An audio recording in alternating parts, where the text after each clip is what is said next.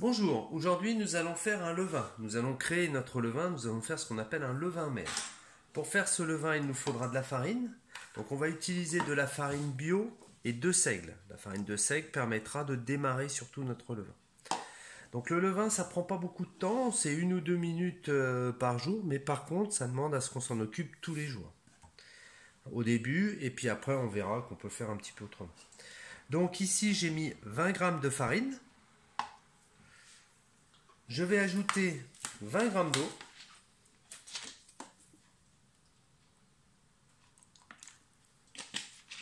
Ou un petit peu plus, c'est pas très grave. Et je vais rajouter une petite cuillère de miel. Ça va aider à démarrer, hein, il aime bien le miel. Donc ce qui fait environ 5 grammes, je suppose. Hein, je l'ai mis sur la balance. Voilà, je suis à 4. Avec ce qu'il y a sur la cuillère, on doit être autour des 5 grammes. Voilà. Ensuite, je mélange bien mon ensemble. Voilà, je viens bien mélanger pour que tout prenne.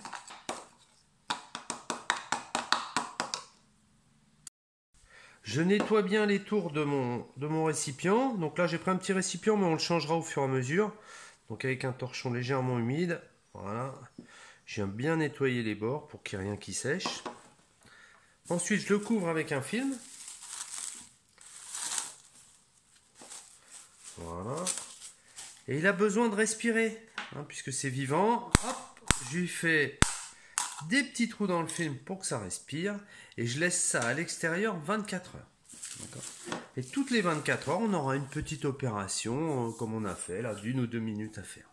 On se retrouve demain pour la suite. Alors, nous sommes au 2e jour de fabrication du levain. J'enlève mon petit film que je garde sur le côté. Donc là, pour l'instant, il ne s'est pas passé grand-chose. Je le mets sur ma petite balance. Je fais ma tare. Je vais rajouter 40 g d'eau, donc toujours de l'eau de source.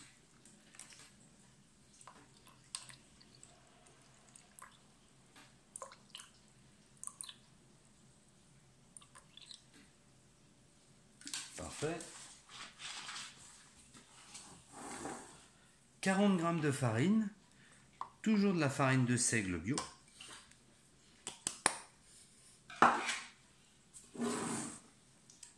Et une cuillère de miel.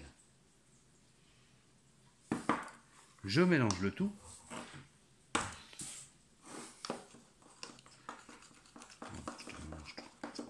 Ça va être le même principe. Vous avez vu, ça prend pas beaucoup de temps tous les jours, mais ça demande quand même plusieurs jours de réalisation.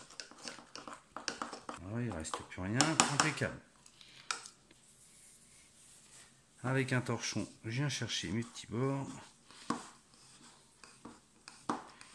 Voilà, très bien. Je le referme. Alors, est-ce que c'est là qu'il y a mes petits trous? Voilà, il y a mes petits trous d'aération. Et je le laisse à l'air libre. Encore 24 heures. Et on se retrouve demain. Voilà, nous sommes au 3e jour. Donc j'enlève mon petit film. Donc on voit que ça commence à travailler. On commence à voir des petites bulles. Donc c'est très bon signe. Hein, il commence à bouger un petit peu. Donc je vais refaire la même chose, mais je vais changer de récipient. Donc je vais prendre un récipient un petit peu plus grand. Ça commence aussi à prendre une petite odeur de fermentation. Ça fait penser un petit peu à la pomme, à la farine. C'est assez sympa comme goût. C'est pas une odeur désagréable, mais c'est une odeur de fermentation. Donc je vais prendre un autre récipient un petit peu plus grand. Dedans j'ai mis 80 g de farine. Toujours pareil, de la farine de seigle bio. Donc je fais ma petite tare. Et je vais rajouter, toujours le même principe, 80 g d'eau. Voilà, impeccable. Donc je vais faire mon petit mélange. Non, je vais même rajouter direct l'ancien dedans. Voilà, comme ça je mélangerai qu'une fois. Je récupère tout.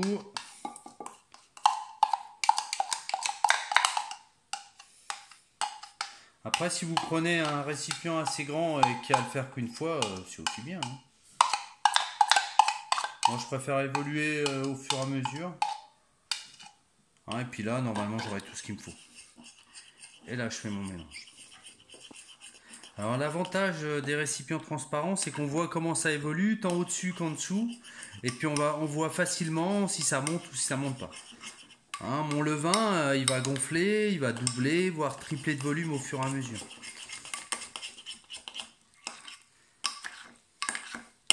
Hein, on est en train de créer une belle fermentation.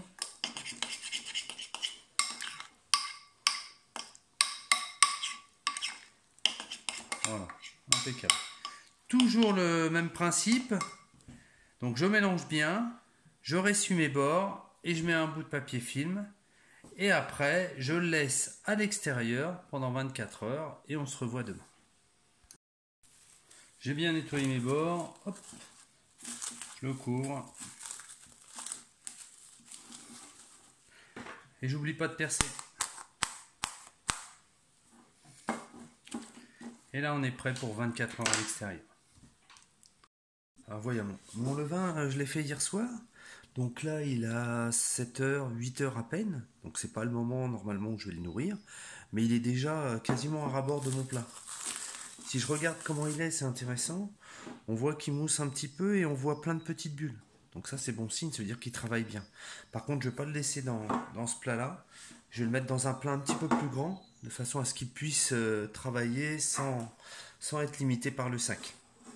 Alors j'aurais peut-être dû prendre un plat plus grand hier. C'est aussi la température, hein. Le levain, il faut s'adapter à sa température. Là en ce moment il fait... ouais, il commence à être bien. On va l'utiliser peut-être même plus tôt que prévu. Donc il redescend, ce qui n'est pas grave en plus, ça le fera travailler encore une fois de plus. Hein, tout ce qui est levain et levure, quand on les redescend, qu'on les fait retravailler, ben, ils prennent un petit peu plus de force. Hein, et l'idée là, c'est qu'il va prendre encore un petit peu plus de force. Donc c'était pas prévu à la base, mais c'est bon signe. L'hiver, on a rarement ces problèmes-là. Hein. L'hiver, comme il fait un petit peu plus frais, ben, on a tendance à le laisser un petit peu plus longtemps que l'inverse. Et là, comme il fait assez chaud en ce moment, il va un petit peu plus vite. Donc même principe, donc je nettoie mes petits bords. Si je vois des choses sur les petits bords, je vais le recouvrir avec un film. Je ferai des petits trous pour qu'il respire. Et ben, on se retrouve ce soir, hein, d'ici combien là? D'ici quelques heures. Couvert, j'ai nettoyé mon plat. Donc j'essaie de bien regarder jusqu'où il arrive. Donc ça représente pas grand chose. Hein. Je suis vraiment sur le début. Hein. Il risque de bien travailler parce que je vois qu'il bulle déjà alors qu'on l'a déjà un petit peu travaillé. Et je verrai comment il sera ce soir. Donc je pense qu'il va gonfler un petit peu et qu'il sera quand même pas mal. Voilà, nous sommes au 4e jour. Donc comme il fait assez chaud, ça va assez vite. Donc je vois qu'il a bougé, il a monté, il a descendu. Il est très joli. Hein, il bulle vraiment beaucoup. Donc je vais garder le même principe. Je le mets sur ma petite balance. Je fais ma tare. Et maintenant, je vais mettre 100 g d'eau.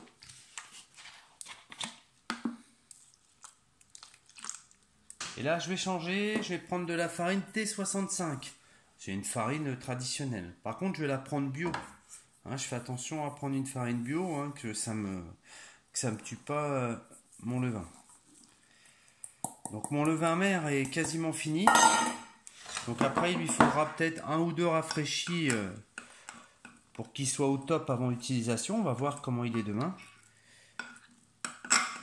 Donc là, maintenant je passe à de la T65. Hein, je mets plus de farine de seigle. Et là, je referai, selon comment il évolue, soit je l'utiliserai, soit je referai encore 1 ou 2 rafraîchis. Donc ce qui va m'importer, c'est est-ce qu'il bulle bien, est-ce qu'il arrive à se développer, faut qu'il double, faut qu'il triple quasiment. Hein. Voilà. Donc je vais le laisser encore dehors. Je pense que je l'utiliserai quand même assez tôt. Donc là, je peux le laisser dehors 3 jours sans le nourrir. Hein, sans faire un rafraîchi. Donc je vais regarder au fur et à mesure. Dès qu'il est bon, je referai un rafraîchi et je ferai un pain direct avec.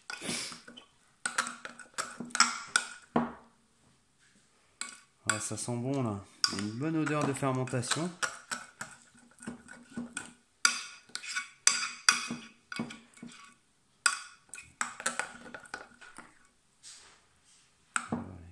Impeccable. Donc je nettoie mes bords, j'en mets un film. Et là je laisse dehors. Je suis parti pour 3 jours. Alors peut-être que je ferai une petite vidéo avant. Hein. C'est vivant hein, quand même hein, le vin. Donc on regarde un petit peu comment il évolue, comment il bulle. Surtout que c'est mon levain mère et que c'est encore les premiers jours. Donc si je veux le réussir, il faut quand même que je le surveille. Donc là pour l'instant il est quasiment au top. Hein, mais il n'est pas encore prêt pour me faire gonfler assez. Il me faudra sûrement un rafraîchi en plus. Donc je nettoie mes bords, je le couvre et je le mets de côté pendant 3 jours. Maxi. Voilà, je continue mon levain mère. Donc là, je l'ai laissé 2-3 jours à l'extérieur sans le nourrir. Donc là, ce que j'ai fait, c'est que j'ai créé une certaine acidité. Donc il est pas mal, on voit qu'il bulle et tout, mais il va être peut-être un petit peu acide. Donc quand c'est comme ça, il va falloir le rafraîchir. Hein, puisque c'est la dernière fois qu'on va travailler comme ça. Donc ce que je vais faire dans un premier temps, je vais peser ce que j'ai en volume. Donc je vais prendre un autre récipient tout propre. Hop, je vais faire ma tare. Et je veux peser tout ce que j'ai, parce que j'en ai besoin de beaucoup. Donc je voudrais tout garder. Voilà, normalement, ça sera mon dernier rafraîchi avant que je l'utilise. Hein, je pourrais l'utiliser la prochaine fois, il devrait être pas mal. Inconvénient de ces méthodes, en le laissant comme ça, c'est qu'il prend un petit peu d'acidité. C'est assez acide quand même, hein, comme principe. Donc du coup, je vais essayer de lui enlever. Alors donc j'ai 430 grammes. Donc 430 grammes, je vais refaire 400 grammes. Donc je vais refaire la même chose. En farine, je vais rajouter 200 grammes de farine. Donc je vais mettre de la T65 bio. Je vais mettre 200 g de farine, 200 g d'eau et je nourrirai un petit peu mieux en rajoutant un petit peu de miel. Donc, je commence par ma farine.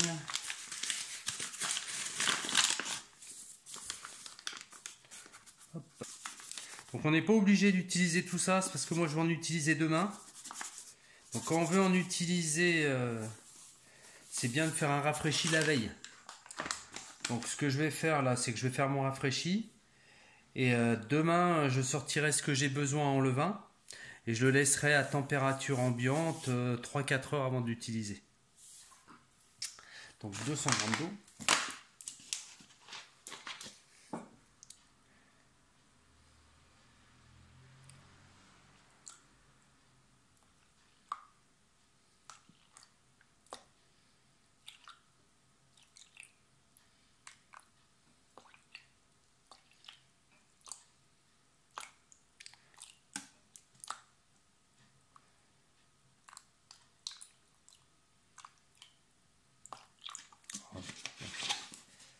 Et je vais rajouter une petite cuillère de miel.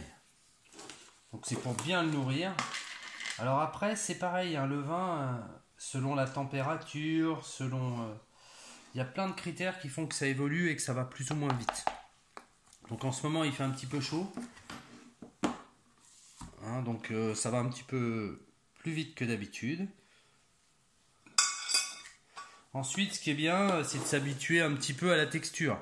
Donc on peut le faire à la cuillère, bien sûr, mais s'habituer à le faire un petit peu à la main pour s'habituer à la texture, c'est pas mal non plus.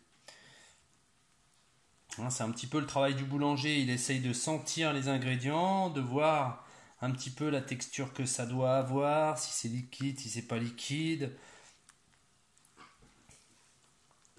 Le parfum de la levure, c'est pareil. Hein, que ce soit une levure ou que ce soit un levain, c'est un parfum qu'on doit reconnaître et puis différencier un petit peu de tous les parfums. Donc voilà, je filtre bien tout, je mélange l'ancien et le nouveau. Donc, même principe, je vais bien tout mélanger. Et donc là, contrairement à ce que je faisais avant, une fois que j'ai fini, donc je vais le filmer, je ferai toujours ces petits trous, mais là je vais le stocker au frigo. D'accord ? Et demain matin, comme je vais faire du pain, j'en sortirai, je je sais pas, 200 ou 300 grammes, je sais plus ce que j'ai prévu en quantité. Je retirerai la quantité de levain que j'ai besoin et le reste, je le laisserai au frigo. Et en le laissant au frigo, je peux le laisser presque une semaine sans le nourrir. Donc pensez à faire une petite aération. Et puis après, il faudra le rafraîchir comme j'ai fait à 50%. Voilà. Il a quand même une texture. Alors, donc c'est un levain liquide. Ça se travaille différemment, mais c'est assez simple. Voilà, j'ai fini mon mélange. Avec un torchon, j'essuie bien les bords. Pour éviter que ça croûte, parce qu'une partie va être conservée quand même assez longtemps, bien que je le referai demain. Vraiment, on essaye quand même de laisser le truc, les tours propres. Donc j'ai un levain qui m'a pas l'air mal du tout.